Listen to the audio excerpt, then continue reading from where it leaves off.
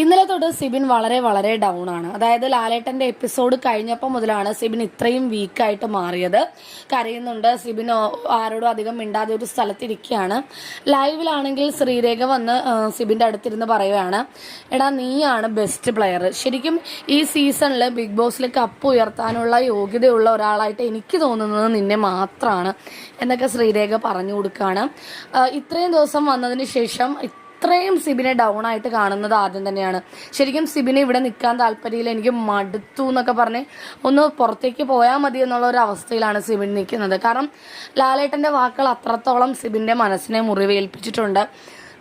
അതുപോലെ നോറയുടെ മുഖത്തേക്ക് നോക്കിയിട്ട് സിബിൻ ശ്രീരേഖയോട് പറയുന്നുണ്ട്, ചിലരുടെയൊക്കെ വായ അടപ്പിക്കാൻ തന്നെയാണ് ഞാൻ വന്നത്. കാരണം വായ അടപ്പിച്ചിട്ടുമുണ്ട്. കാരണം അവരുടെ വായിൽ നിന്ന് വരുന്ന വാക്കുകൾ അങ്ങനത്തതാണ്, അവരുടെ വർത്താനം അതുപോലത്തെയാണ്. അതുകൊണ്ടാണ് ഞാൻ തിരിച്ചും അങ്ങനെ പ്രതികരിച്ചത്.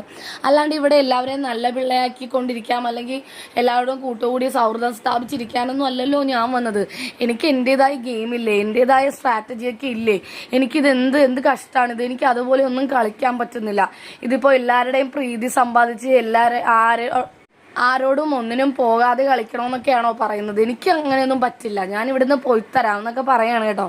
എന്തായാലും ലാലേട്ടൻ്റെ എപ്പിസോഡ് കൂടി സിബിൻ നല്ലോണം ഡൗൺ ആയിട്ടുണ്ട്. ഇനിയും സിബിൻ ഉയർത്തെഴുന്നേറ്റ് വരുമോ, കൂടുതൽ എനർജറ്റിക് ആയിട്ട് ഇനിയും കളിക്കുമോ ഇല്ലയോ എന്ന് കാത്തിരുന്ന് കാണാം.